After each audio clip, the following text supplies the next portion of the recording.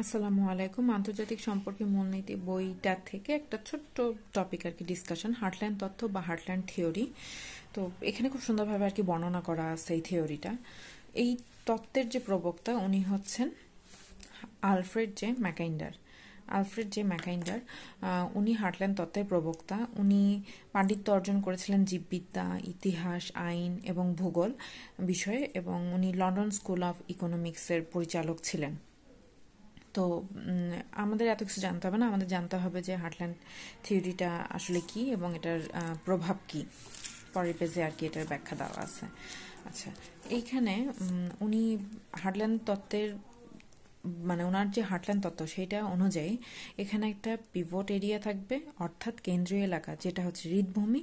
এরপরে সেখানে থাকবে হচ্ছে এই পিভট এরিয়াকে ঘিরে সেখানে থাকবে ইনার অর মার্জিনাল ক্রিসেন্ট, অর্থাৎ অভ্যন্তরীণ বা প্রান্তিক চন্দ্রবলয়, এবং তারও বাইরে যেটা সেটা হচ্ছে আউটার অর ইনসুলার ক্রিসেন্ট, অর্থাৎ বহি বা পৃথক চন্দ্রবলয়। এখন তাহলে এই হৃদভূমি তত্ত্বটা কি বা হার্টল্যান্ড থিওরিটা কি? হার্টল্যান্ড থিওরিটা হচ্ছে যে পূর্ব ইউরোপ শাসন করবে সে হৃদভূমি নিয়ন্ত্রণ করবে, যে হৃদভূমি শাসন করবে সে বিশ্বদ্বীপ নিয়ন্ত্রণ করবে, আর যে বিশ্বদ্বীপ শাসন করবে সে বিশ্বকে নিয়ন্ত্রণ করবে। ওনার এই যে পিভট এরিয়ার মধ্যে কোন কোন এলাকা আছে? এর মধ্যে পূর্ব ইউরোপের এলাকা আছে এবং মধ্য এশিয়ার পর্বত বলয়ের উত্তর পার্শ্বের অংশটা আছে, অর্থাৎ ইউরোপের ম্যাক্সিমাম এলাকায় কিন্তু এই পিভট এরিয়ার মধ্যে। এরপরে উনি যেটা দেখাইছে যে inner or marginal crescent area, এইটা হচ্ছে কেন্দ্রীয় এলাকাকে ঘিরে অবস্থিত, আর ইউরোপ, মধ্যপ্রাচ্য ও এশিয়ার বাকি অংশ এই এরিয়ার মধ্যে। এখন এর মধ্যে কিন্তু মহাদেশীয় পোর্শনও আছে, মহাসাগরীয় পোর্শন আছে, অর্থাৎ পানি প্লাস ভূমি সবই আছে এর মধ্যে। আর এই যে আউটার অর ইনসুলার ক্রিসেন্ট, যেটা হচ্ছে বহি বা পৃথক চন্দ্রবলয় যেটাকে বলা হচ্ছে, সেটার মধ্যে কিন্তু শুধু মহাসাগরীয় পোর্শনটা আছে, সাথে আমেরিকা এবং অস্ট্রেলিয়া মহাদেশ আছে। আমেরিকা বলতে উত্তর আমেরিকা, দক্ষিণ আমেরিকা, দুই মহাদেশকেই বোঝাচ্ছে।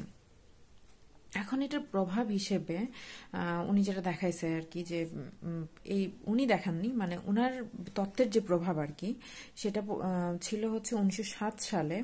এটা ওনার এই বইয়ে লেখা আছে যে এখানটায়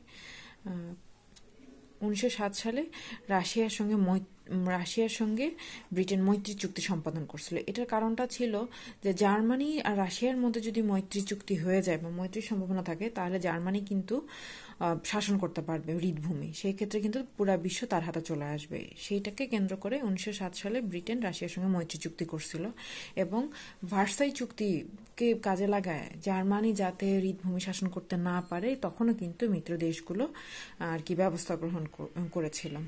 তো এইটাই সংক্ষেপে হৃদভূমি তত্ত্ব বা হার্টল্যান্ড তত্ত্ব এই বইটাতে দেওয়া আছে।